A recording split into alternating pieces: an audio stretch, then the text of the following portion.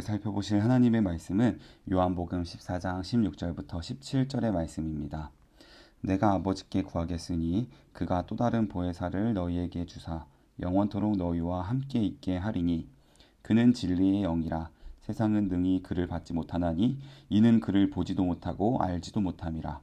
그러나 너희는 그를 아나니 그는 너희와 함께 거하심이요 또 너희 속에 계시겠음이라.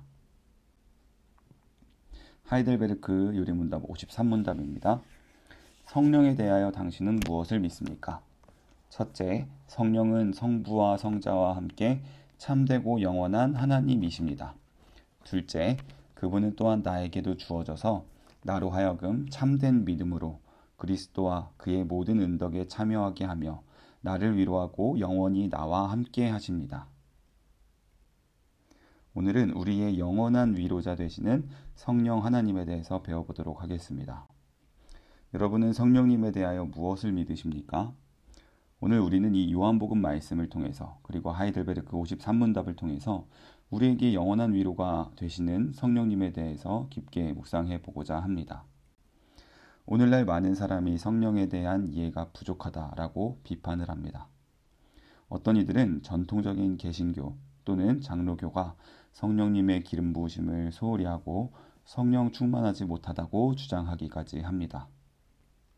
성령님을 마치 어떤 신비로운 힘이나 영향력, 에너지 또는 특정 경험을 주는 존재로만 이러한 여기는 경향도 있는 것입니다.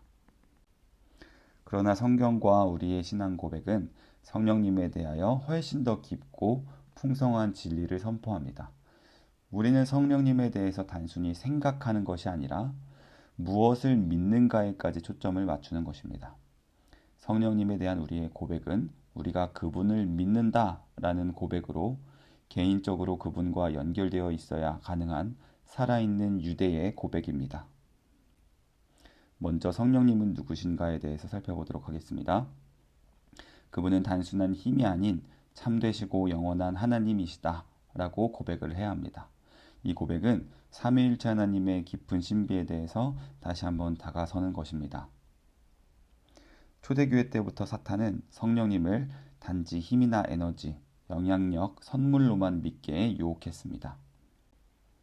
그들은 성령을 지칭하는 단어가 중성명사다라는 것을 들어서 성령이 어떤 유체나 침투성 물질에 불과하다고 주장했습니다. 성령을 시대의 정신과 또 시대의 사조에 불과하다라고 주장한 사람들, 성령은 단순히 하나님의 사랑의 힘과 영향력이다라고 주장한 사람들이 등장했던 것이죠. 그래서 사람이 다룰 수 있는 어떠한 능력인 것처럼 여기는 사람들이 존재해 왔다라는 것입니다. 그래서 이러한 사람들, 성령이 자신이 소유하고 있는 특별한 능력인 것처럼 장풍을 쏜다거나 어떤 기적적인 능력과 쇼를 보여주면서 이것이 성령님이 하신 것이다 라고 주장하는 어떤 사람들, 이러한 행위들이 다 잘못된 것이죠. 성령께서는 결코 이렇게 일하시지 않습니다. 이러한 이단적인 사상에 맞서서 우리 예수님의 교회는 성령께서 인격이시며 하나님 자신이시다라고 분명하게 고백을 합니다. 그분은 성부와 성자와 마찬가지로 영원하신 하나님이십니다. 이사야 선지자는 이스라엘 백성이 그의 성령을 근심하게 하였다라고 말합니다. 어떻게 우리가 인격이 아닌 존재를 근심하게 할 수 있겠습니까? 그분이 진정한 인격이 아니라면 그분이 죄와 싸우시거나 확고한 의지와 결심을 가지며 일을 해 나가실 수가 없는 것입니다.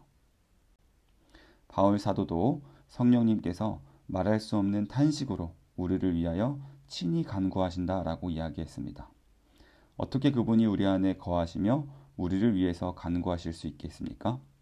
그분이 인격적인 하나님이시기 때문에 예수님과 동일하게 우리를 위하여 간구하시고 기도하실 수 있는 것입니다. 오늘 본문의 내용을 자세히 들여다보면 우리의 첫 번째 보혜사가 되시는 우리의 첫 번째 변호사이신 예수님께서 또 다른 변호사, 또 다른 보혜사를 우리에게 보내주겠다라고 선언하시는 장면이 들어 있습니다. 그분이 바로 성령님이라고 합니다. 만일 성령님이 단순히 힘과 에너지, 능력에 불과하다면 교회의 첫 번째 보혜사셨던 우리 예수님께서 굳이 또 다른 보혜사, 또 다른 변호사라는 말씀을 결코 하지 않으셨을 것입니다. 이러한 증거들이 성령님께서 단순한 에너지와 힘이 아니라 인격적인 존재, 바로 하나님 자신이시다라는 것을 명확하게 보여주는 것입니다. 우리 안에서 우리를 위해서 기도하시고 우리에게 믿음을 심어주시는 성령님은 영원하시며 참된 하나님이십니다. 성령 하나님께서 우리 마음에 오지 않으셨다면 우리는 결코 하나님을 또 예수님을 믿을 수 없었을 것입니다. 그렇다면 이러한 성령 하나님께서 하시는 일이 무엇일까요? 요한복음 14장 26절에서 예수님께서 그가 모든 것을 가르치고 내가 너희에게 말한 모든 것을 생각나게 할 것이라고 약속하셨습니다. 네, 이처럼 성령님은 우리를 가르치시는 분입니다. 우리에게 예수님의 말씀을 가르쳐 주십니다. 잘 가르쳐 주셔서 그것을 깨닫고 이해하고 믿게 하십니다. 그것이 성령님의 주된 역할인 것입니다. 성령께서는 우리의 선생님으로서 일하십니다. 또 요한복음 16장은 성령에 대해서 말씀하기를 그분이 말씀을 통해서 죄의 정죄에 대해서 그리고 의와 심판에 대해서 꾸짖는 일을 하신다라고 이야기합니다. 성령님께서 말씀을 가지고 우리에게 꾸짖으신다는 것입니다. 죄에 대하여 잘못되었다는 마음을 꾸짖음 통해서 주시고 심판에 대해 두려움을 느끼게 하시고 또 의에 대하여 갈망하는 마음, 이렇게 우리를 꾸짖어 주시고 훈육하는 일을 성령께서 하신다라고 고백을 합니다. 성경은 또한 맨 처음부터 성령님을 하나님으로 특별히 창조자로서 묘사하고 있는 것을 창세기 1장부터 우리에게 보여주고 있습니다. 그러므로 성령 하나님의 일은 매우 광대하며 창조와 섭리 모든 것들을 포함하는 사역을 하시는 분인 것입니다. 다시 한번 성령 하나님께서는 창조자이시므로 그가 창조하셨던 만물을 완전하게 하시는 일도 하신다라는 것입니다. 우리는 이것을 재창조라고 합니다. 특별히 하나님께 선택받은 사람들, 교회 안에서 일하시며 우리를 재창조해 나가시는 일, 창조하셨던 성령 하나님께서 우리를 재창조해 나가시는 일 역시 성령 하나님의 중요한 사역입니다. 바로 우리 마음속에 깨끗하고 정한 새로운 마음을 창조해 나가고 계신 것이죠. 성령께서는 지금도 그 일을 하고 계십니다. 그렇다면 성령님께서 이처럼 선생님으로서의 일, 꾸짖으시는 일, 재창조하시는 일을 어떻게 행하실까요? 바로 하나님의 말씀을 가지고 일하시는 것입니다. 성경은 성령님의 사역의 수단입니다. 예수님께서 아까 말씀하셨듯 예수님의 말씀, 즉 하나님의 말씀을 깨닫고 알게 하심으로 그 일을, 그 모든 일들을 행하신다는 것입니다. 성령님은 성경 말씀과 결코 다른 말씀을 하시는 분이 아닙니다. 아주 오래전에도 오늘날에도 성령께서는 반드시 말씀과 함께 말씀과 일치하게 역사하십니다. 그런데 많은 사람들이 이 부분을 오해합니다. 말씀에 비추어서 볼 때 말씀과 전혀 맞지 않는, 말씀과 전혀 다른 일을 하는 것은 성령의 역사가 결코 아닙니다. 성령께서는 절대 말씀과 상충되게 일하지 않으십니다. 다시 한번 성령 하나님은 자기 스스로를 말씀 안에 제한하기까지 순종하셨다라는 그 말씀을 우리가 꼭 중요한 진리로 믿어야 하겠습니다. 그 말씀을 통해서 성령께서는 우리 마음에 놀라운 일을 행하십니다. 말씀을 들을수록 우리 마음에 믿음이 생겨나도록 재창조하는 일을 하십니다.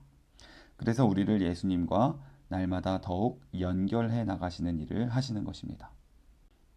말씀을 통해 우리의 죄를 드러나게 하시고 깨닫도록 보여주시는 것입니다. 그런데 또 동시에 성령께서는 우리의 유일한 희망이 오직 예수님이라는 사실도 말씀을 통해 우리에게 보여주십니다. 그래서 우리의 죄와 동시에 예수님을 보여주시며 예수님을 더욱 간절히 원하고 믿도록 만드시는 일, 말씀을 통해서 이 모든 일을 하시는 것입니다. 그래서 성령께서는 예수님이 우리를 위해서 달성하신 의로움과 거룩하심과 그리고 영원한 생명을 우리가 실질적으로 날마다 얻을 수 있도록 우리 삶에 적용하시는 분이 되는 것입니다. 그래서 그분은 우리의 헬퍼이자 보혜사가 되십니다.